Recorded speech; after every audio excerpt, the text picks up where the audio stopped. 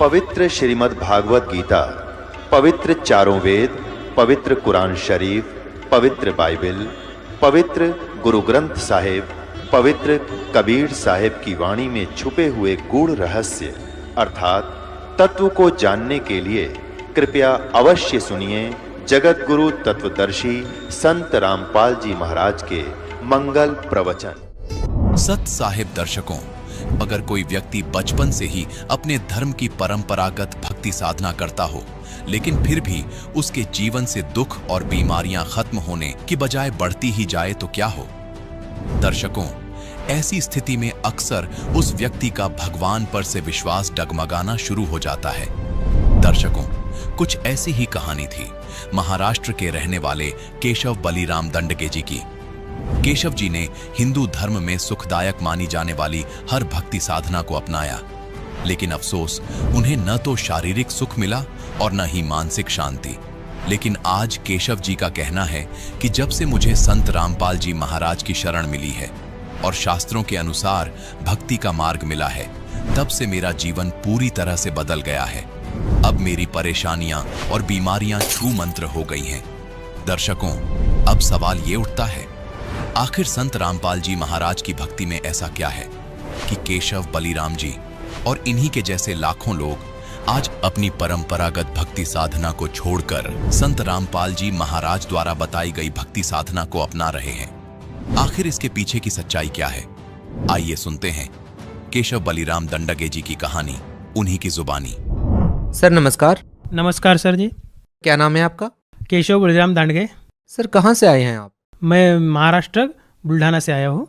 संत रामपाल जी महाराज से नाम दीक्षा लेने से पहले आप क्या भक्ति साधनाएं करते थे? सर जी, जैसे घर में चलती है पूजा ब्रह्मा विष्णु महेश की, और जैसे ही हम सुनते हैं जिन्हीं देवी देवताओं की महिमा सुनते थे, उनकी भक्ति चालू करते थे सर। सर हिंदू परंपरा के अनुसार आपने बहुत सारी साधनाएं की हैं, तो फिर अब संत रामपाल जी महाराज जी से नाम दीक्षा क्यों ली आपने? सर जी, मेरे मन में एक प्रश्न थे, बहुत सारे प्रश्न थे, तो वो प्रश्न मैं सभी टीवी चैनल पर सभी के देखता था, लेकिन वो प्रश्न मैं हल नहीं कर सकता था। सर क्या प्रश्न थे वो? प्रश्न थे कि सर सभी गुरु, जितने भारतवर्ष में बहुत सारे गुरु हैं, लेकिन मुझे लगता था कि इसमें एक ही गुरु है ऐसा जो सच्चा है, क्योंकि सभी गुरु अलग अलग ज्ञान बताते थे और सभी कहते थे कि हमारे पास पूर्ण मोक्ष है, और सभी अलग अलग बताते थे। तो मुझे लगता था इसमें एक ही ऐसा गुरु है जो सच्चा है। सर आपके मन में जो सवाल उठ रहे थे, उन सभी सवालों के जवाब प्राप्त करने के लिए आप संत रामपाल जी महाराज की शरण में कैसे पहुंचे? वो यात्रा कैसी रही? सर जी, मैं हमारे जो जीजा जी है वो पहले संत रामपाल जी महाराज से जुड़े। उन्होंने संत रामपाल जी महाराज के आश्रम से एक पुस्तक मंगवाई, ज्ञान गंगा, और उस ज्ञान गंगा पुस्तक पढ़ने से मेरे मन में जो प्रश्न थे वो पूर्ण हो गए सर। सर ऐसी वो कौन सी बातें थी जिसने आपको ये सोचने पर मजबूर कर दिया कि संत रामपाल जी महाराज से ही नाम दीक्षा लेनी चाहिए?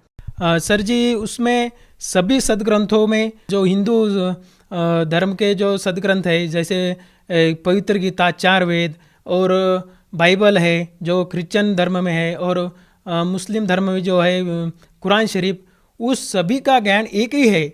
तो ऐसे मुझे लगा कि ये सब तो भिन्न है, लेकिन संत रामपाल जी महाराज का ज्ञान सुन के उन्होंने जो ज्ञान बताया है वो सभी तीनों ही ग्रंथ में एक जैसा समान मिला मुझे। तो आप ये बताइए कि आपने संत रामपाल जी महाराज जी से नाम दीक्षा कब ली? मैंने 8 अगस्त 2013 को। सर सभी श्रद्धालु जितने भी आज तक संत रामपाल जी महाराज जी से जुड़े हैं, सभी का ही ये अनुभव रहा है कि संत रामपाल जी महाराज से नाम दीक्षा लेने के बाद उन्हें लाभ मिले हैं। हम आपसे ये जानना चाहेंगे कि आपका क्या अनुभव रहा है? हाँ सर, बहुत सारे लाभ मिले। एक बहुत बड़ा लाभ मैं आपको पहले बताना चाहूँगा। संत रामपाल जी महाराज की कृपा से मुझे जीवन दान मिला। मैं किसान हूँ, खेत में काम करता हूँ, तो पाइप जो रहते हैं, जो पानी हम देते हैं, तो वो पानी पे वो लोहे के थे, लोहे का पाइप था, उसमें चूहा घुस गया था। तो मुझे लगा इस चूहे को हम निकाल लेंगे, क्योंकि वो पानी में गया तो मर जाएगा। उसको मैंने 20 फुट का पाइप था, एल्यूमिनियम का पाइप था वो, मैंने वो खड़ा किया। तो मेरा ऊपर ध्यान नहीं था कि ऊपर लाइन गई हुई है, 3 फेज की बिजली की लाइन गई है 3 फेज की, तो तीनों ही तार को वो पाइप लग गया और वो सीधा पाइप मेरे दोनों हाथों में था। तो उस पार्किंग हुई, बहुत ही आग निकली और एक तार टूट के नीचे गिर गया। और संत रामपाल जी महाराज की दया से आप यकीन नहीं करोगे कि मुझे कुछ नहीं हुआ। और आर्थिक लाभ भी हुए, हमारे घर में परिवार में ही लोगों को ही लाभ हुए। जैसे मेरी पत्नी को पेट में गांठ बताई थी, तो हम डॉक्टर के पास गए। डॉक्टर के पास गए तो उन्होंने कहा कि ये इसकी ऑपरेशन करना पड़ेगा, आप 3 दिन के बाद आओ और ऑपरेशन करना पड़ेगा इसका। तो हम चिंतित हो गए कि अब ऑपरेशन करना पड़ेगा, खर्चा लगेगा, और ठीक है हम जाएंगे। और परमात्मा से मन ही मन में संत रामपाल जी महाराज जी से अरदास लगाई और 3 दिन के बाद डॉक्टर के पास गए। जैसे ही डॉक्टर के पास गए तो भगतमती को ले गए। मुझे लगा अब ऑपरेशन होगा, ऑपरेशन थिएटर में ले गए, लेकिन वो 10 मिनट में ही भगतमती हमारी जो वाइफ है वो वापस आ गई। मैंने कहा इतनी जल्दी आप कैसा ऑपरेशन कैसे का हुआ? उन्होंने कहा कि ऑपरेशन नहीं हुआ, सिर्फ वो गांठ जो थी वो डॉक्टर ने सी दबाई और उसमें जो पस था वो बाहर आ गया और हो गया ऑपरेशन, डॉक्टर साहब ने कहा।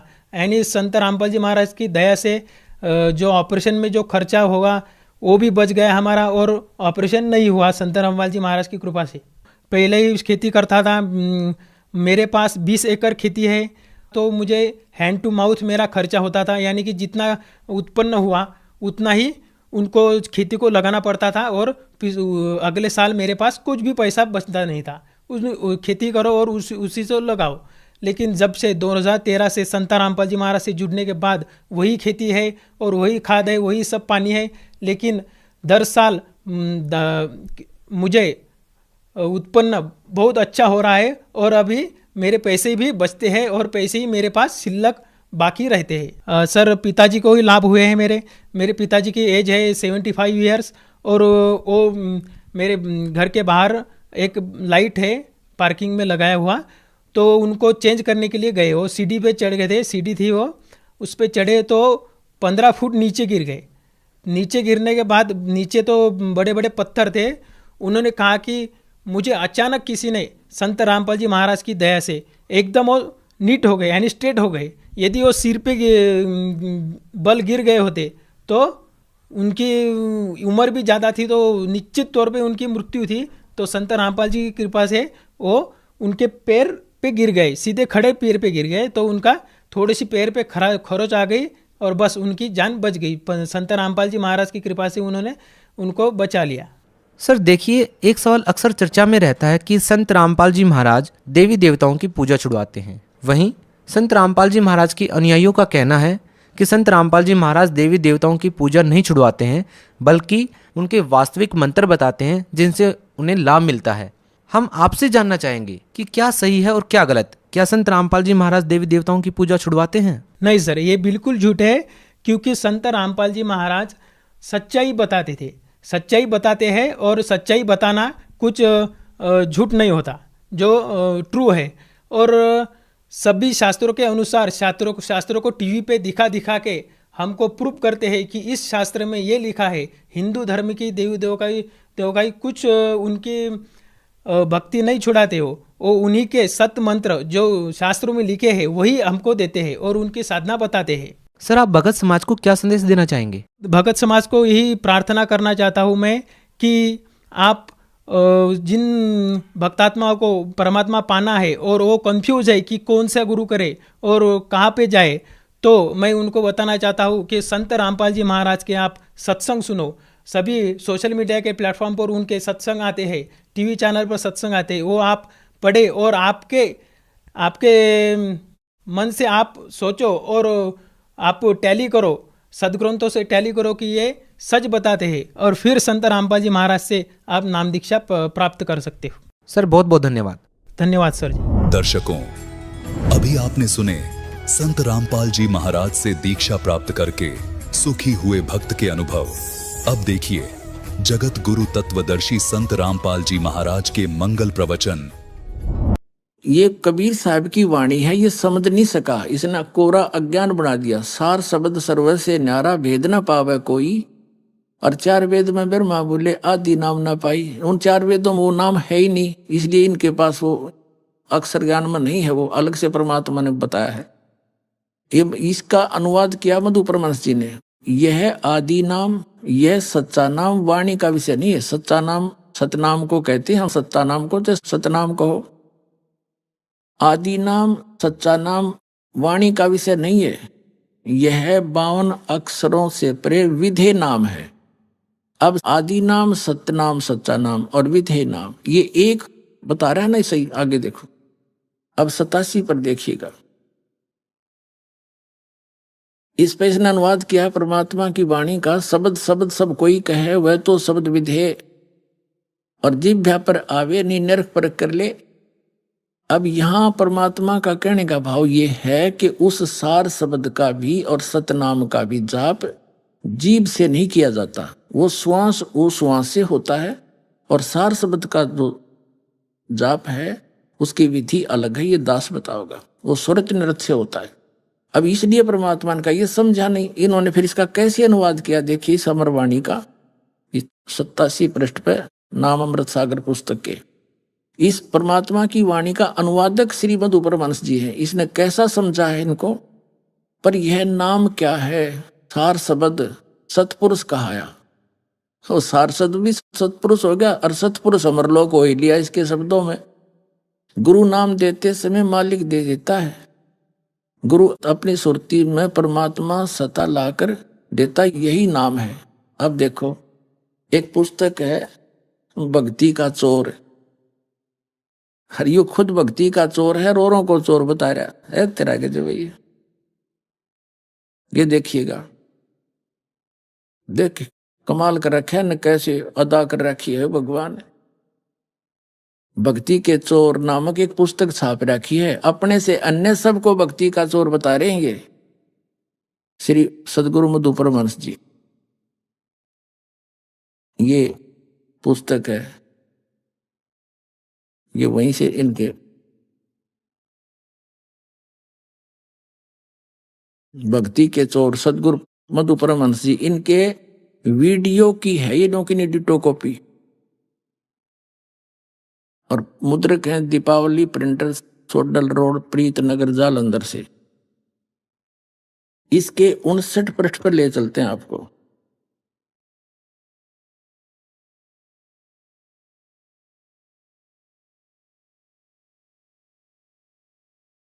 ये है 58 पृष्ठ, 58 पृष्ठ। ये साहिब के चोर नामक एक हेडिंग बना रखा है, अध्याय। और ये क्या कहता है? जिस अमरलोक की बात साहिब ने की है वो 3 लोक से न्यारा देश है। अमरलोक क्या है? वो परम पुरुष, वो सर्वशक्तिमान खुद ही अमरलोक है। इसलिए वहां नाश नहीं। हो गया स्पष्ट कि अमरलोक क्या है? वो परम पुरुष, वो सर्वशक्तिमान खुद ही अमरलोक है। अब इससे इसकी कुल मिला के खिचड़ी पका दी इसने कि पहले प्रकाश था। श्री मधु परमहंस के वचनों में बता रहा है दास, ये सारे झूठ है इसकी, अकति गपौड़ है कि पहले परमात्मा ने एक प्रकाश उत्पन्न किया, उसमें खुद समा गए, वो अमरलोक हो गया। फिर है अमरलोक हो गया। फिर वही अमरलोक, वो सार शब्द क्या है? वो अमरलोक ही तो सार शब्द है, सतपुरुष का है। सार शब्द सतपुरुष का है। अब यहां बता दिया वो सतपुरुष क्या हुआ? अमरलोक ही है। वो सर्वशक्तिमान, वो परमात्मा, वो अमरलोक ही तो है। यानी सारा कुछ जैसे राधा स्वामी वालों के मुखिया ने, श्री शिवदयाल जी ने अपने वचनों में जो ज्ञान दिया है वही जो की तो खिचड़ी से न पका दी। वही सतलोक, वही सार शब्द, वही सत शब्द, वही सतनाम, और वही सार शब्द, वही सतपुरुष। और यही ये कह रहा है, वही अमर सतपुरुष, वही प्रकाश ही सतपुरुष, वही अमरलोक, और वही सार शब्द, वही सच्चा नाम, सार नाम भी वही, और सतनाम भी वही। इसने जरा सी चतुरता दिखाई है कि वहां बिंदु टाइप में आत्मा है और मछली की तरह घूमती रहती है।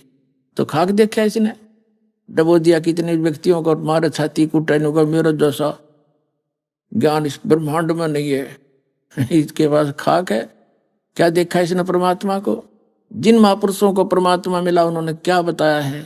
सतलोक में परमात्मा धर्मदास जी को स्वयं आकर लेकर गए। और ये जितने भी कबीर पंथी हैं, इंक्लूडिंग ये मधु परमहंस, ये क्या बताते हैं, परमात्मा जिसने बता दिया अमर पुरुष ऐसा है, और कबीर साहब को उससे अलग एक सतगुरु मानते हैं। बस सतगुरु है, और वहां जाकर फिर वो बूंद की तरह उस समय अलग से विचरण करता रहता है, और अमर पुरुष अलग है।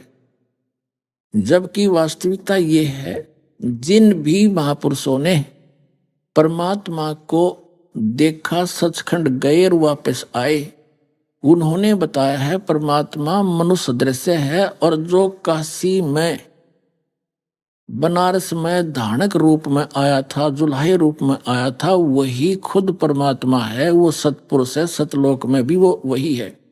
लेकिन वहां उसके शरीर का वो नर आकार है, वहां पर भी परमात्मा, वहां उनके एक रोमकूप का इतना प्रकाश है, करोड़ सूर्य मिला दे और करोड़ चंद्रमा, उसकी रोशनी भी फीकी रह जा। और यहां जब आते हैं वो तीसरी सतिथि में, वो एक सतगुरु, एक संत, जिंदा महात्मा का रूप बनाकर आए हैं। जैसे कलयुग में विशेषकर जिंदा महात्मा के रूप में आते हैं। जिंदा महात्मा कैसे होते हैं? फक्कड़ फकीर होते हैं। वो वैसे मुसलमानों के अंदर ज्यादा माने जाते हैं। उनके सिर पे काला टोप, काला ही ओवर कोट पहनते हैं। वो घुटनों से नीचे तक का एक अंडरवियर पहनते हैं बस। ऐसी वेशभूषा वाले को जिंदा महात्मा कहा जाता है। तो जिंदा महात्मा के रूप में परमात्मा धर्मदास जी को मिले। धर्मदास जी को बहुत सा ज्ञान समझाया, लेकिन ये ज्ञान हमारे अंदर इतना ठोक ठोक कर भर दिया, जल्दी सी दूसरे ज्ञान को ग्रहण नहीं करने देता। लेकिन मालिक के सच्चाई में इतना वजन है, वो स्थान अवस्था बना के छोड़ती है लास्ट में।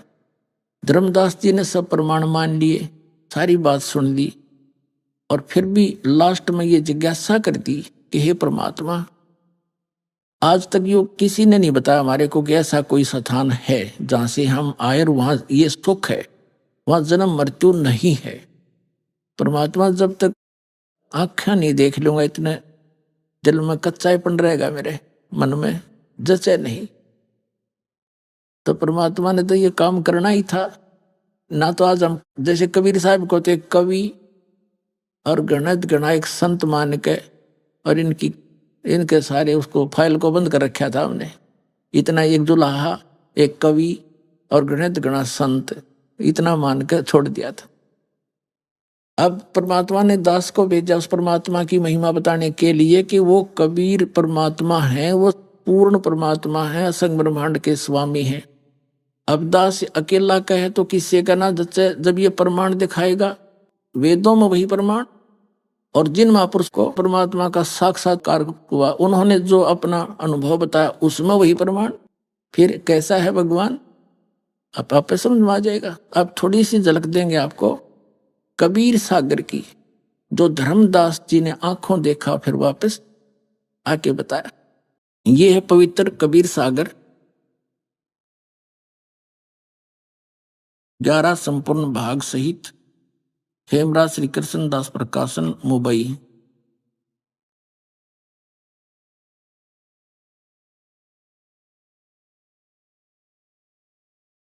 कबीर सागर का ये प्रथम खंड कबीरपंथी भारत पथिक युगलानंद बिहारी द्वारा परिष्कृत। मुद्रक एवं प्रकाशक हैं खेमराज श्री कृष्ण दास, अध्यक्ष श्री वेंकटेश्वर प्रेस, खेमराज श्री कृष्ण दास मार्ग, मुंबई। ये यहां से प्रकाशित। इसके हम आपको ज्ञान प्रकाश एक अध्याय उसमें से रूबरू कराते हैं। तो जब परमात्मा ने बहुत कुछ ज्ञान समझाया कबीर जी ने धर्मदास जी को, उसका समझ में नहीं आई, उल्टी सुल्टी फिर भी कुछ ना कुछ अड़चन अड़ाता रहा, तो कबीर साहब अंतर ध्यान हो गए और वो एकदम सामने से गुप्त हो गए। तो धर्मदास बड़ा विचलित होया, रोता रहा, और आखिर में ये ठान ली कि परमात्मा यदि दर्शन नहीं दोगे ना तो आपका दास अन्न भी नहीं खाओगा। ऐसे 7 दिन बीत गए उसमें। तो परमात्मा ने देखा यू बालक है, चल अब इसकी जिज्ञासा बढ़ गई है, फिर दोबारा आते हैं।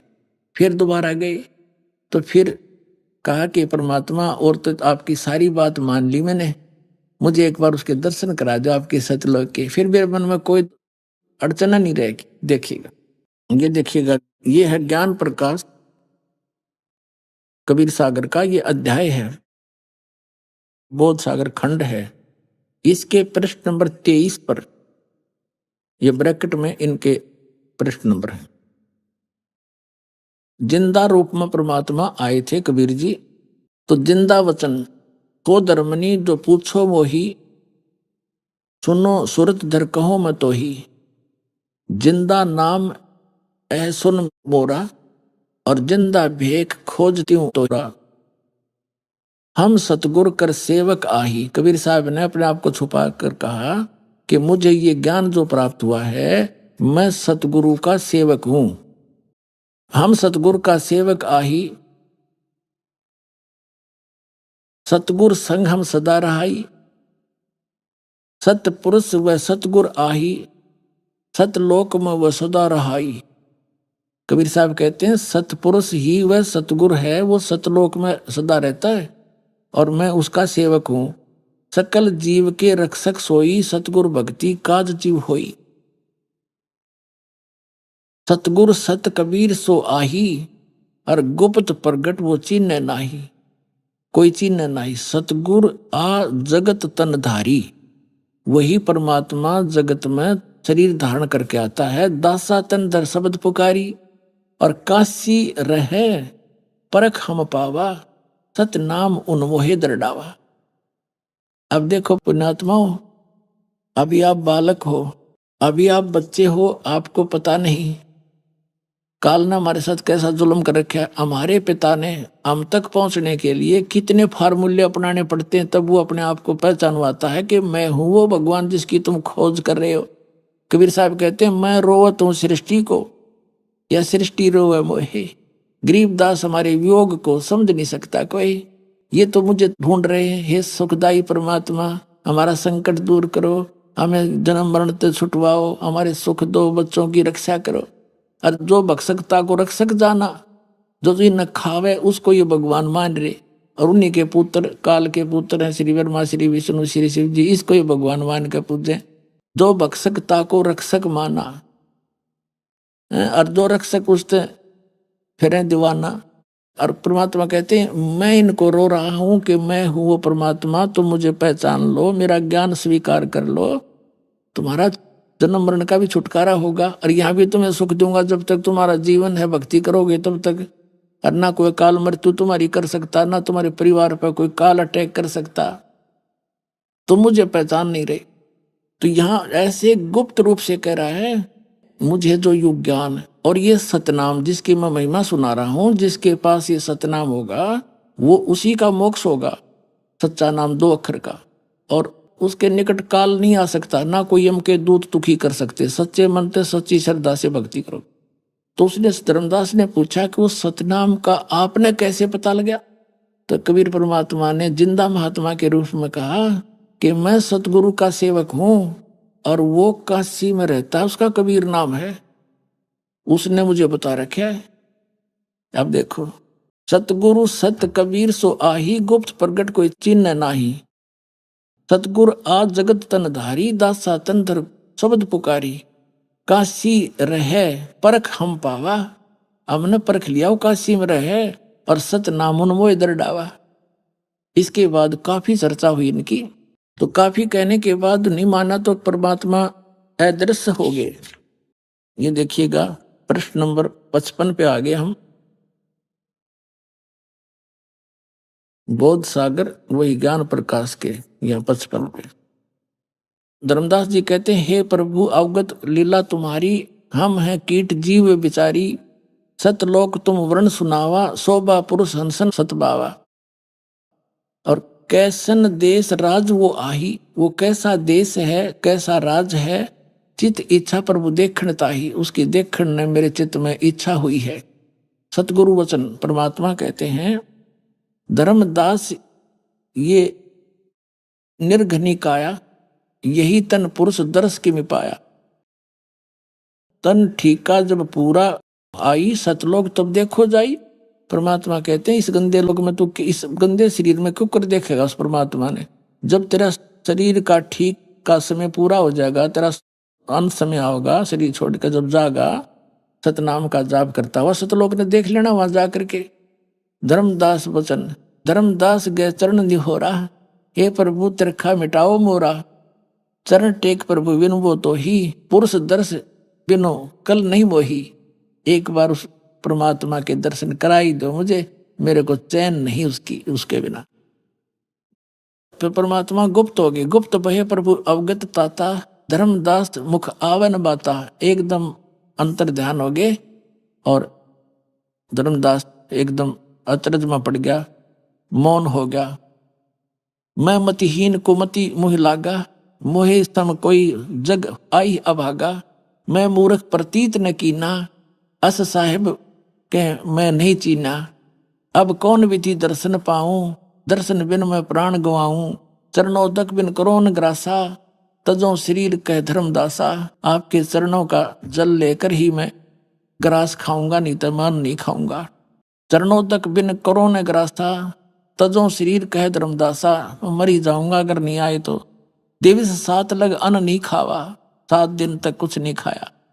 भजन अखंड नाम लो लावा। अब परमात्मा ने उसको प्रथम मंत्र दे दिया था, ओनली वो 5 नाम का। फिर कहते हैं 7वें दिन प्रगट दिखाए, धर्मदास पद गए अकुलाए। चरण पकड़ कर रोया बुरी तरह। धर ही ने सवा समय निपट अधीरा, पड़े चरणों में अक्षीण शरीरा। कमजोर शरीर हो गया था, चरणों में गिर गया। कर गह साहेब तभी उठावा, और 30 हाथ दे अंक मिलावा। तो कहते परमात्मा कबीर जी ना के उस कमजोर हुए 7 दिन कुछ खाया नहीं, उस प्यारी आत्मा का हाथ पकड़ के और सिर पर आशीर्वाद दिया और सीने से लगाया। कर गए साहिब ताही उठावा, 30 हाथ दे अंक मिलावा। अंक माने सीने से। धर्मदास चरणोदक लीना, चरण धो के पिए धर्मदास ने, और चरण पखार आचमन कीना।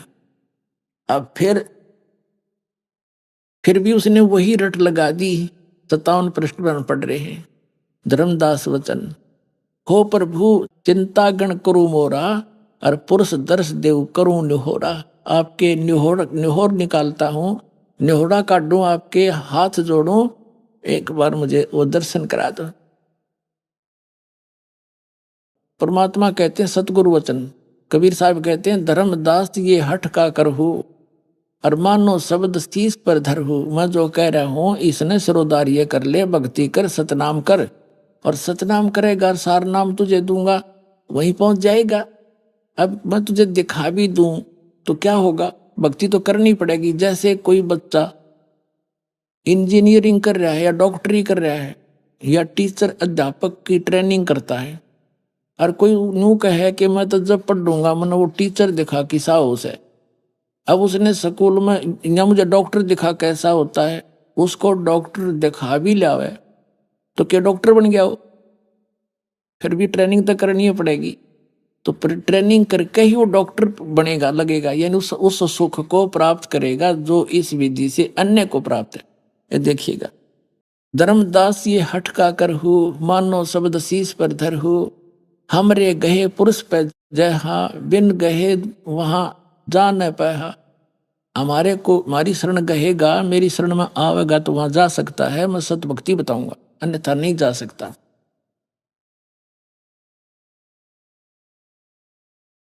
अब कहते हैं जिस हृदय प्रति तस आनो, गुरु और पुरुष भिन्न नहीं जानो। धर्मदास चित बहु सकाने, चरण टेक विनती ठाने। धर्मदास कह रहा है तब लीला बहुत हम देखा, पुरुष दर्श बिन रह ही रेखा। कि मैं आपकी बात मान लूंगा, लेकिन जब तक देख नहीं लूंगा मेरे हृदय में एक रेख बनी रहेगी, यानी कोई आंट बनी रहेगी। तब लीला बहुत हम देखा, पुरुष दर्श बिन रह ही देखा। जो किंकर पर हो दयाला, मुझ नीच पर दयालु हो जाओ तो छिन्न में होए गत उर्साला। आप तो एक क्षण में सब कुछ कर सकते हो। अब सतगुरु वचन कबीर साहब कहते हैं, कबीर साहब ने बताया धर्मनी जो ऐसो चित कीन्या, और तन तज चलो लोक परवीना, इस शरीर को छोड़ चल मेरे साथ। राख्यो तन गौन ले हंसा, उस शरीर को तो गुप्त रख दिया। और ता पहुंचे जहाँ कीले संसा, जहाँ सब संसाओं का नाश हो जाता है वहां ले गए। लवन में एक पहुंचे जाई, एक क्षण में वहां पहुंच गए। अवगत लीला लखे को भाई, शोभा लोक देख सुख माना। धर्मदास जी वहां पहुंच गए और वहां परमात्मा के सतलोक की शोभा देखकर बड़ा खुशी हुए।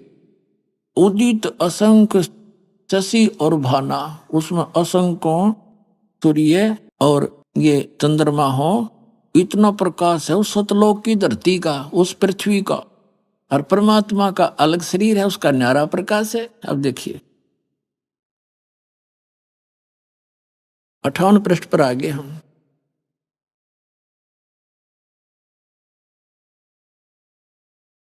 जित देखिए जगमग जलकाही, और देखत थकित भय ही माही। उस जहां देखा उड़ा सुंदरता सुंदरता झलमल झलमल हो रही है पूरे लोक में। धर्मदास जी ने जब देखा, देखिएगा, द्वारपाल हंस चो रहिया, ताम एक हंस सो अस कहिया। यही संशय ही तुम जाओ ले जाई, यही हंस ही, ये हंस है संत। पुरुष दर्श दे आनो भाई, कहते हैं धर्मदास जी को सतलोक में ले गए ना, परमात्मा का जो मेन गेट है, उस जिसमें वो बैठे हैं राजा के समान, उसका द्वारपाल है, गेट कीपर है। उसको परमात्मा ने कहा, कबीर जी ने जो नीचे से जिंदा महात्मा के रूप में उसके साथ गए थे, कहा भी इसको द्वारपाल परमात्मा के दर्शन कराओ। अब द्वारपाल ने कोई और बुलाया, वहां का हंस भगत, उससे भगत कहो चाहे हंस कहो, उसको कहा कि जा इस प्यारी आत्मा को परमात्मा के दर्शन करा के लाओ। तो गणे भगत इकट्ठे हो गए जो वहां रहते हैं, जो मोक्ष प्राप्त करके गए हुए हैं, मनुष्य के सदृश हैं, उनके नाक हैं, गले में सुंदर माला पहनते हैं। अरे ये बताओ बूंद सी घूमे, कोई न कोई उसमें जाकर मिल जाते हैं, समुद्र बूंद में डूब कर मरा करें जैसे। ऐ मूर्खो, कख पता तुमने भ्रमित कर दिया पूरा विश्व। अब देखो क्या है वहां पर वास्तविकता। द्वारपाल हंस सो कहिया, ताम एक हंस अस कहिया। यही हंस, हंस है तुम जाओ लिवाई, इसको ले जाओ। और पुरुष दर्श दे आनो भाई, पुरुष माने परमात्मा का दर्शन करा कर लाओ। चले लिवाई पुरुष पे, जब ही पुरुष के परमात्मा के पास लेकर चले। झिझक हंस बहु आए, तभी 1 मिनट में घोड़े भगत आगे, हंस आगे, वहां जो रहते हैं, जो मोक्ष प्राप्त प्राणी वहां रह रहे हैं, घोड़े इकट्ठे हो गए। और करत कोलाहल मंगल चारा, खुशी खुशी चारों तरफ मिलकर प्यार से बोल रहे हैं। शोभा अद्भुत अंग अपारा, उन वहां के रहने वाले भक्तों की, जो वहां जीव आत्मा रहती है, हंस आत्मा रहती है, उनकी कितनी शोभा है, कैसे आकार है देखिएगा। शोभा अद्भुत अंग अपारा, हंसन शोभा कहाँ बताऊं, कुछ एक प्रभाव सोवर्ण सुनाऊं। धर्मदास जी बताते हैं आके कि वो कैसे हैं, के बताऊं गणीय शोभा, पर कुछ एक बताता हूं। रत्नमाल गरीब सोबत हंसा, उनकी गर्दन में, ग्रीव माने गर्दन में, और माला सुशोभित होती है देखिएगा, सुशोभित हंसा। रत्नमाल की, रत्नमाला गले में सुशोभित है उन हंसों की। और मणिमाला किमी करो प्रशंसा, और भी निरी सुंदर माला उनके गले में। जगमग देह हंसन कर ही, उनकी शरीर जगमग करता है। अमर चीर बहु शोभा धर ही, अमर चीर यानी अमर कपड़े हैं वहां के। जैसे सतलोक के सभी पदार्थ अमर हैं, कपड़े भी कभी नाश नहीं होता, वहां के पदार्थ भी कभी खराब नहीं होते। वहीं से एक परमात्मा ने सैंपल भेज रखा है पृथ्वी पर सतलोक से। ये गंगा का जल, ये सतलोक से आया विष्णु जी के लोक में, विष्णु जी के लोक से आया शिव के लोक में, और शिव के लोक से फिर ये आगे आई यहाँ पृथ्वी पर गौमुख के अंदर वाष्प बनकर दूसरा प्रारूप बनाकर वहां प्रकट करती बर्फ रूप में, और फिर वहां से ये जल आ रहा है। इस गंगा जल को कहीं रख लो कभी खराब नहीं होता, और वैज्ञानिक सिर मार के पटक के बैठ गए, इसका कोई भेद वो नहीं निकाल पाए। तो कहने का भाव ये है कि एक सैंपल भेजा था भगवान ने, वहां का ऐसा जल है, जब वहां से घूमते घूमते इस निकम्मे लोक में भी इसका ऐसा अस्तित्व है, और वो तो एक प्योर प्लेस है सतलोक ते। तो कहते हैं जगमग दे हंसन कर ही अमर चीर वो शोभा धर ही, उड़ राख चिकुर शोभा छवि छावे, रवि का करतार रोम छवि छावे। ये है कि अनसन भाल शोभा के मैं कहूं। अब क्या बताते हैं कि उन अंशों की जो वहां पर रहते हैं उनकी माथे की शोभा बताता हूं। माथा भाल देखिए कि मैं कहूं फोडस चंद्र भाल छवि लहू वो हो। अब कहते हैं उनके माथे की जो शोभा है, थोला इतना रोशनी है उसके उनके मस्तक की, जैसे 16 चंद्रमाओं की रोशनी हो माथे माथे की वहां के अंशों की। और बाकी शरीर की कथा वर्णन क्या आगे बताता हूं।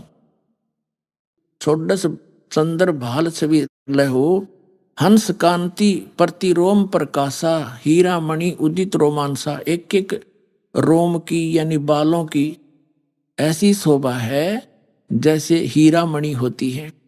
और कोटिक विध्वंस छवि मोहा, दे घराण, घराण माने नासिका, उनका नाक भी है, दे घराण और शोभा अतिग्रोहा। थोडस रवि हंसन छवि मोहा और दे घराण शुभ अमृत सोहा। वहां के जो मोक्ष प्राप्त प्राणी हैं मनुष्य सदृश हैं, उनका नाक गर्दन माथा सारा बता दिया, मस्तिष्क। और उनके पूरे बॉडी का जो प्रकाश है 16 सूर्य जितना तेज है उनका।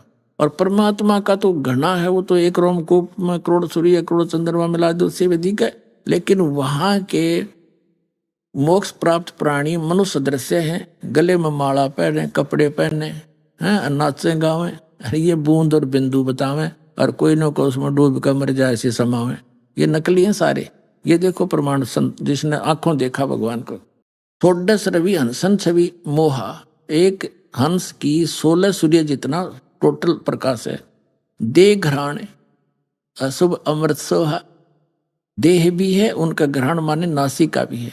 कंचन कलश जड़ी लोना, रतन थार अमृत, आरती में आरती में ही सोना यानी रत्नों की थाली भर के।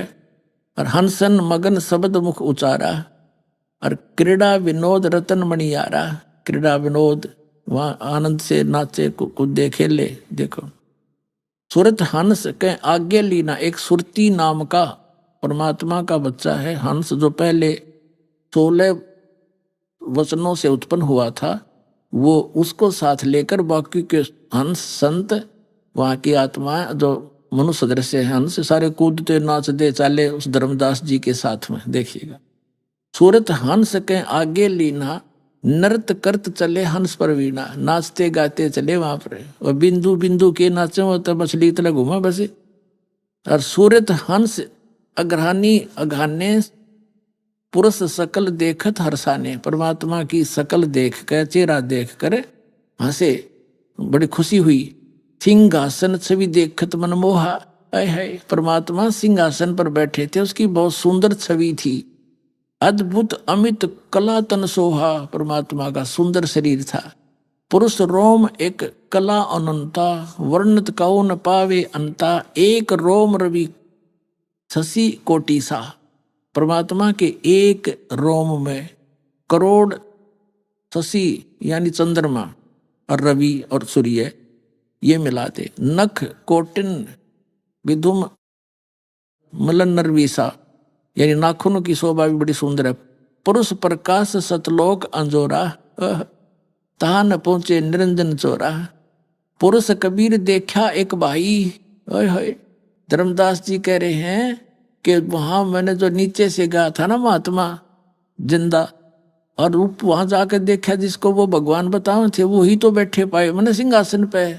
पुरुष और कबीर, भगवान और कबीर जी देखा एक भाई, और धर्मदास मन में बहुत लज्जाई। अकमत बड़ा निकम्मा, ये तो भगवान ने थे नीचे जा रहे थे, और ये कबीर पंथी ने बताओ कबीर साहब तो उसकी एक सता निकल कर आई, कबीर साहब तो सदगुरु हैं और वो चेतन प्रकाश है भगवान।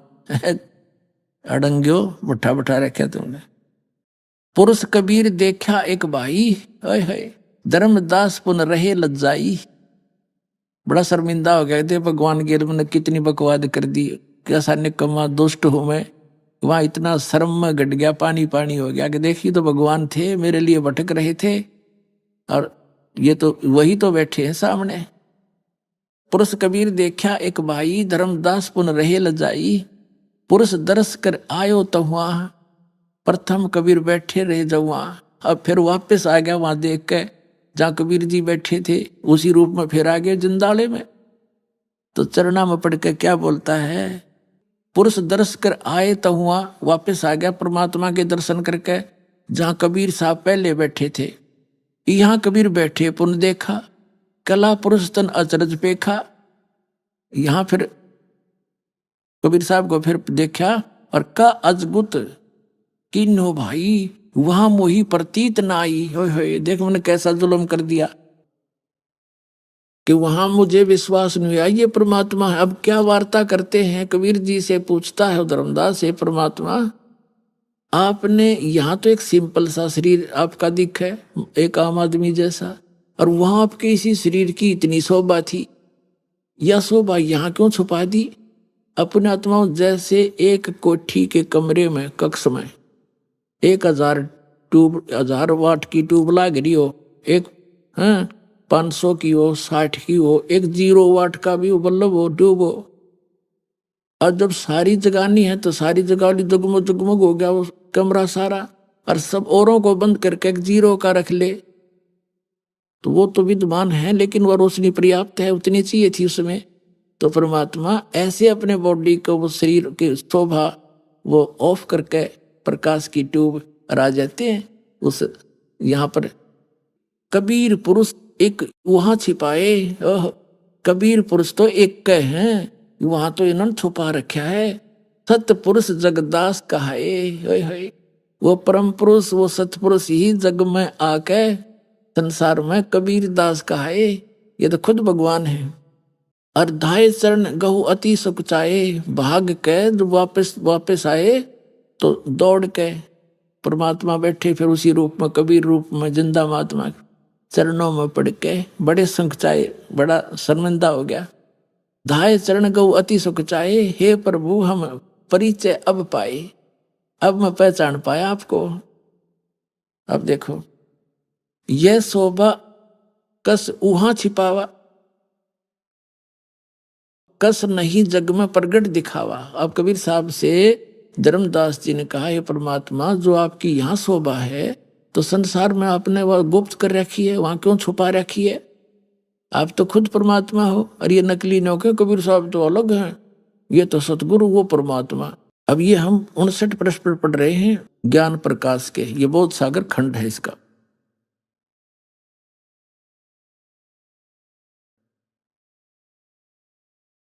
अब यहां आगे, यह शोभा कस वहां छिपावा, कस नहीं जग में प्रगट दिखावा। किस लिए आपने जग में प्रगट क्यों नहीं दिखाई, यहां कैसे छुपा लिया आपने?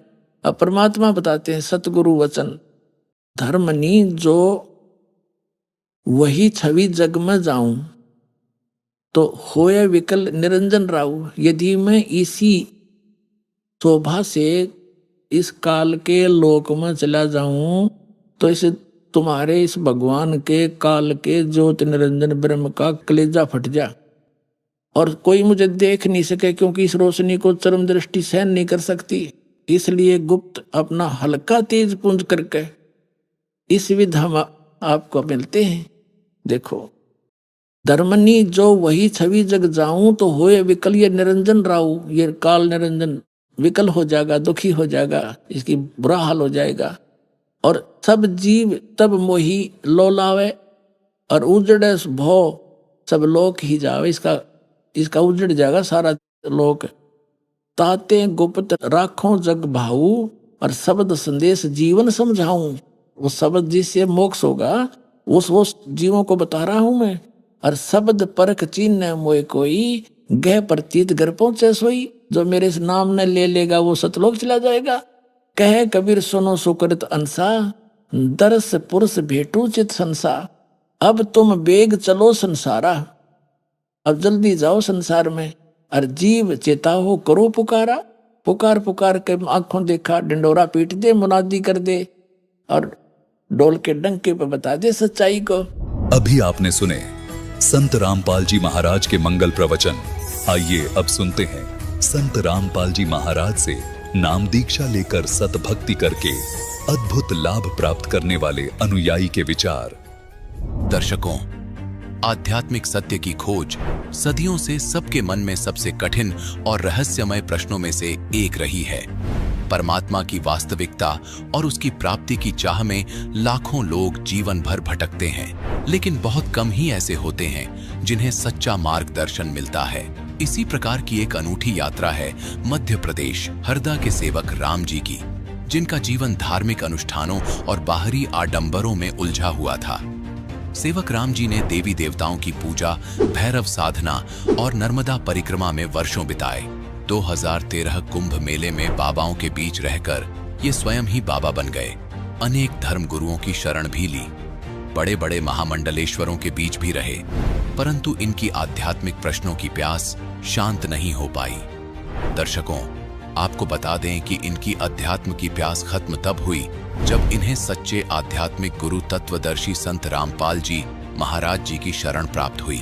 संत जी से प्राप्त तत्व ज्ञान ने न केवल इनकी सभी भ्रांतियों को दूर किया, बल्कि इनके जीवन में अद्भुत लाभ भी दिए। अब आप स्वयं सुनिए सेवक राम जी की मुंह जुबानी उनके जीवन परिवर्तन की ये सच्ची कहानी।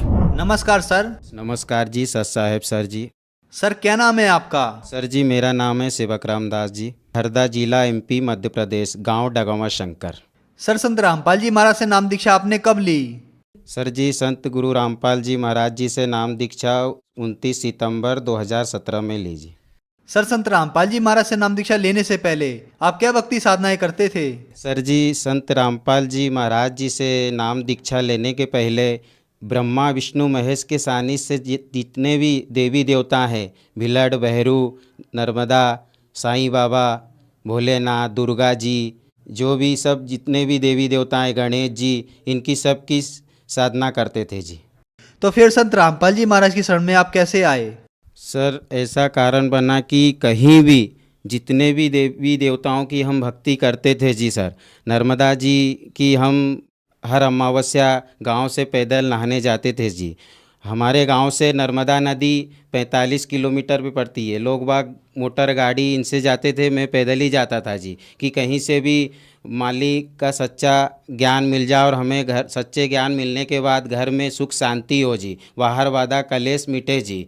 पर ऐसा कुछ भी नहीं हुआ। उसके बाद शिरडी 4 साल पैदल ही गए जी, कोई ट्रेन से, कोई बस से, कोई जीप से नहीं गया जी। 4 साल शिरडी पैदल ही गया। वहाँ भी देखा कहीं भी ऐसा ज्ञान जो संत रामपाल जी महाराज ने दिया, ऐसा ज्ञान कहीं नहीं मिला जी।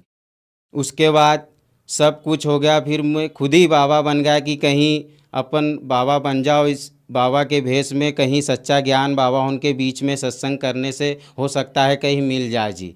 तो ऐसा कुछ नहीं हुआ। 2013 में कुंभ था, उस समय में 15-20 दिन बाबा उनके बीच में रहा। एक साधु से मेरी चर्चा हुई, सत्संग हुआ, तो उस साधु से मैंने पूछा कि जैसे जो महामंडलेश्वर, शंकराचार्य, जो पूरी गिरी ये सब बनाते हैं, कैसे बनाते हैं जी।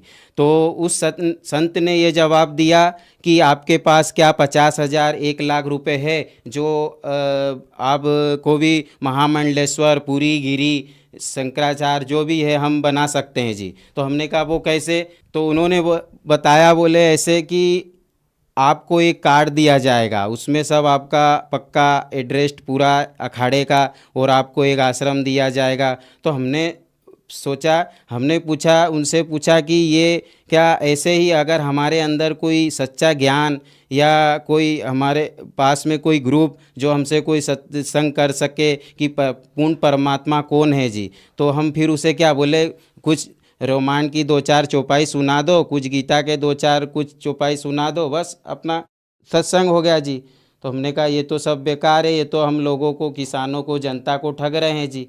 ऐसे से तो अच्छा है कि हम घर जाएं और हमारा काम धंधा किसानी संभालें और वहीं से बैठे बैठे जो भी है हम हमारे से जितना भी, जब तक नी मालिक का ज्ञान मिल रहा है पूर्ण परमात्मा का, जब तक हम ये जगत की भक्ति करते रहें। तो ऐसा ही हुआ जी। हम इलाहाबाद कुंभ से आए और नर्मदा नदी में सारा झोली चोला जो भी दाढ़ी वाड़ी सब था वो सब हमने सब वहीं बना के चोले ओले झोली सब छोड़ दिया जी। घर आए, कुछ दिन ऐसी जगत की भक्ति करते रहे। उसके बाद हमारे बड़े भाई पहले से ही मतलब सच्चे ज्ञान की प्राप्ति के लिए वो खोज में थे, तो उन्होंने संत रामपाल जी महाराज जी से नामदान लिया था जी। नामदान लेने के बाद 6 महीने बाद हम मम्मी पापा तीनों को ऐसे चमत्कार हुआ कि हम लोगों ने 29 सितंबर 2017 में तीनों ने बैतुल सतलोक आश्रम संत रामपाल जी महाराज जी से नाम दीक्षा ले ली जी। सर जी, संत रामपाल जी महाराज जी का ज्ञान ऐसा है कि मैं जब जगत में था, बाबा उनके बीच में, खुद में बाबा बन के उनके बीच में बैठा, तो वहाँ सब पैसे लेना, लूटना, झूठ बोलना और एक दूसरे में लड़ाई करना, चिलम तम्बाकू पीना। और जैसे मैंने एक प्रस्ताव रखा कि महामंडलेश्वर पूरी गिरी ये सब कैसे बनाया जाता है, तो बोले आपके पास 1 लाख रुपए है, आपको भी महामंडलेश्वर पूरी गिरी बना दिया जाएगा। तो ऐसा सब कुछ देख के जब मैं इस भक्ति में संत रामपाल जी गुरु महाराज जी की शरण में आया, तो मैंने देखा कि इसमें तो ऐसा कुछ नहीं है, ये तो उत्तम सतपूर्ण परमात्मा का रास्ता बता रहे हैं। बल्कि मैं प्रमाणित हूँ कि मैं दर दर भटका, मेरे को हर जगह लूटा गया, ठगा गया, पर यहाँ जो भक्ति में आया तो इसमें कुछ नहीं है, सब निःशुल्क नामदान है और ऐसे मंत्र है जिस देवी देवताओं की हम इतनी पूजा करते थे, ढोक लगाते थे, लोट मारते थे, पैदल जाते थे, उपवास करते थे, सब भजन करते थे, कीर्तन करते थे, इनमें ऐसा कहीं भी मंत्र नहीं मिला जो संत गुरु रामपाल जी महाराज ने दिया। और धर्म गुरु जितने ठग रहे, जितने लूट रहे, जितने ब्यास गादी पे बैठ के नाच गाना दिखाना, इन सब जितने भी जगत के संत हैं, इनके पास कोई ऐसा ज्ञान नहीं है जो संत रामपाल गुरु जी महाराज जी के पास है जी। इसलिए संत रामपाल जी गुरु महाराज जी की शरण में आए जी। सर, हमने सुना है कि संत रामपाल जी महाराज से नाम दीक्षा लेने के बाद श्रद्धालुओं को बहुत सारे लाभ प्राप्त होते हैं, चाहे वो आर्थिक हो, शारीरिक हो, मानसिक हो या भौतिक हो। तो क्या आपको भी कुछ लाभ प्राप्त हुए संत रामपाल जी महाराज से नाम दीक्षा लेने के बाद? जी सर जी, संत रामपाल जी गुरु महाराज जी के शरण में आने के बाद वो लाभ हुए जो कि सबसे पहले लाभ तो हमें आध्यात्मिक ज्ञान मिला जी। जो कि मैं जगत में इधर उधर भटका, नर्मदा परिक्रमा 108 दिन में किया कि कहीं भी नर्मदा परिक्रमा करते करते साधु संतों के बीच में सच्चा ज्ञान मिले, तो ऐसा कुछ नहीं हुआ जी। और इलाहाबाद में गया तो वहाँ कुछ संतों के बीच में बैठा, वहाँ भी सब यही बताया जी कि ये पैसे से महामंडलेश्वर पूरी गिरी बन जाए। बाकी ऐसा जो संत रामपाल जी गुरु महाराज जी की शरण में आने के बाद ज्ञान मिला, मैंने जगत में ऐसे 10-12 गुरु बना चुका हूँ जी कि कहीं भी परमात्मा का सच्चा ज्ञान, सच्चा रास्ता मिल जाए जी। पर उन गुरुओं के बीच में भी ऐसा कोई ज्ञान नहीं मिला जी जो कि हमारे संत गुरु रामपाल जी महाराज जी की शरण में आने के बाद मिला जी। पहला लाभ तो ये है जी। दूसरा लाभ ये है सर जी कि हमारी मम्मी बिमला दासी नाम है उनका, उनके घुटनों में खूब दर्द होता था जी, उनसे चला नहीं जाता था, घुटनों में ऐसे दर्द होता था कि उनको घुटनों पे कपड़ा बांधना पड़ता था जी। पर उन्होंने भी संत रामपाल जी गुरु महाराज जी की शरण में आए, तब से उन्होंने मंत्र जाप किए। उन मंत्र जापों से ऐसा चमत्कार हुआ कि आज तक कोई दर्द नहीं घुटनों में है जी। और तीसरा लाभ ये है सर जी कि हमारे पिताजी ओम प्रकाश दास जी है नाम उनका, जो कि एक दिन में 1 बिंडल देसाई बीड़ी का पी जाते थे सर जी। और इसलिए उनको 8 दिन में 1 पेटी लगती थी जी। और जो है कि संत रामपाल जी महाराज जी की शरण में आने के बाद आज बिंडल बीड़ी की तो दूर की बात सर जी, जो बीड़ी जिस बिंडल में रखते हैं हरा पन्ना, वो भी कहीं उनको दिख जाए तो उनको इतनी घृणा होती है, वो ऐसा लगता है कि उनको उल्टी होने वाली हो। तो ये तीसरा लाभ हुआ जी। और हमारे खेत में कोई फसल लागत लगा, उतना फसल उस प्रकार से नहीं होती थी, पर मालिक संत गुरु रामपाल जी महाराज जी की शरण में आने के बाद हमारे यहाँ घर पे फसल भी संत गुरु रामपाल जी महाराज जी की कृपा से अच्छी होने रही जी। सर जी ऐसा है कि जैसे मैंने प्रथम गुरु बनाया। वहाँ हमें नौजवान शरीर देख के, हमारी सेवा भाव देख के हमें कोई ज्ञान कुछ बताए नहीं। और दिन भर हम जैसे आश्रम में कुछ उनके चेले चपाटी आते हैं जगत के, तो उन्होंने के बीच में बाबा उनका हंसी मजाक होना, लेडीज़ ओन में बैठना, तो ये सब नज़ारा देख के हम वैसे ही हमारी आत्मा पेट भरा जाता है कि ये सब ऐसा करते हैं तो हमें सच्चा ज्ञान कैसा देंगे जी। तो हम फिर वहाँ से निकल जाते थे जी। फिर दूसरा देखो तो वहाँ भी ऐसा, तीसरा देखो तो वहाँ कहीं लड़ाई झगड़े चल रहे, आश्रम के बारे में चल रहा कि ये कर लेंगे, वो कर लेंगे, ये मंदिर बना देंगे, ये मान बढ़ाई, और उसके चक्कर में पड़े रहते थे जी। ऐसे महामंडलेश्वर उनके बीच में भी गए तो वो भी बस यही मान बढ़ाई के चक्कर में भगवा कपड़ा पहन लेना, माला डाल लेना, तिलक लगा लेना, ये सब उनके बीच में। और कभी अगर कोई अच्छा सेठ बड़ा आ जाए पैसे वाला, तो हम जैसे कोई गरीब अगर बैठा हो चेला, अब अगर सच्चे ज्ञान के लिए तो उनको दूर बैठा देंगे, उनको पहले पास में बैठाएंगे जी। तो ऐसा मैंने सब कुछ देखा। कोई डॉक्टर के पास जाता है, कोई कहीं के पास जाता है। ऐसा ही अगर सच्चे ज्ञान प्राप्त करने के लिए आप अगर 10 या 20 गुरु भी बनाना पड़े तो बना सकते हो जी। जब तक सच्ची पूर्ण परमात्मा की भक्ति हमें नहीं मिले, जिससे हमें घर में क्लेश बाधा दूर नहीं हो, तब तक हमें वो सच्ची भक्ति नहीं हो सकती, वो सच्चा भक्त नहीं होता। ऐसे ही इतने 20 गुरु बनाने के बाद हमारे संत रामपाल जी गुरु महाराज जी ने ऐसा ज्ञान दिया जो कि आप गुरु बनाने की कोई आवश्यकता नहीं है। पूरे विश्व में यही गुरु रहेंगे, यही संत रहेंगे, और यही पूर्ण कबीर परमेश्वर पूर्ण परमात्मा के अवतार के रूप में आए हुए हैं जी। तो संत रामपाल जी महाराज ने आपको बहुत सारे सुख दिए, तो जो समाज आज आपको देख रहा है, आप उन्हें क्या संदेश देना चाहेंगे? सर जी, मैं संदेश तो क्या दे सकता हूँ, प्रार्थना कर सकता हूँ कि जगत के जितने साधु समाज ये है उनसे प्रार्थना करता हूँ जी कि आप भी आइए। और जैसे मैं जगत में साधु बन के दर दर पे भटका, मुझे लूटा गया, पैसे बोला गया कि पूरी गिरी पैसे से बना देंगे, तो ये सब आप भी ऐसे चोचले में मत पड़िए जी। आप अगर सच्चे पूर्ण परमात्मा की तलाश आप करते हो, आपके अंदर अभिमान नहीं है, मान बढ़ाई नहीं है, तो जो संत सदगुरु रामपाल जी महाराज जी भक्ति दे रहे हैं, वो भक्ति को आप पहले जो पुस्तक है जीने की राह, अंधश्रद्धा भक्ति, ज्ञान गंगा, इन पुस्तकों को पढ़ो और जो भी गीता है उनसे मिलाओ। आपको अगर ग्रुप सच्चा नहीं मिले तो आप कहना कि हाँ ये गलत है जी। जितने भी युवा जो साधु आज के युवा पीढ़ी से है, 20 साल 25 साल 30 साल 35 साल के अंदर जितने भी साधु है, जो भी मन में ऐसी भावना और इच्छा रखते हैं कि हम पूरी गिरी साधु, जितने महामंडलेश्वर बनने की इच्छा रखते हैं, तो ऐसा कुछ नहीं है जी। आप कपड़े आपको पहना देंगे या काट देंगे, उससे कुछ पूरी गिरी और महामंडलेश्वर नहीं बन सकते जी। हमारे अंदर, हमारे पास जब तक पूर्ण परमात्मा का सच्चा ज्ञान नहीं रहेगा, तब तक हम उस परमात्मा के सेवक नहीं बन सकते जी। उनसे सभी से प्रार्थना है कि संत गुरु रामपाल जी महाराज जी की शरण में आइए और अपना कल्याण कराए जी।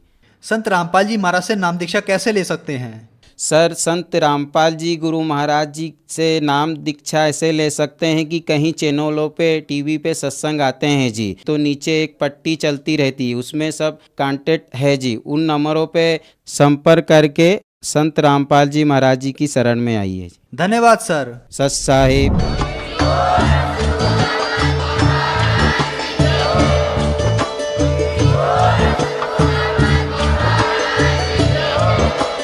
आप सुन रहे थे जगत गुरु तत्वदर्शी संत रामपाल जी महाराज जी के मंगल प्रवचन। अधिक जानकारी के लिए विजिट कीजिए हमारी वेबसाइट www.jagatgururampalji.org। संत रामपाल जी महाराज जी के शुभ आशीर्वाद से पूरे विश्व भर में 500 से भी ज्यादा नाम दीक्षा केंद्र हैं, जिन पर संत रामपाल जी महाराज जी द्वारा ऑनलाइन निशुल्क नाम दीक्षा दी जा रही है। अपने नजदीकी नाम दीक्षा केंद्र का पता करने के लिए संपर्क करें 8222880541।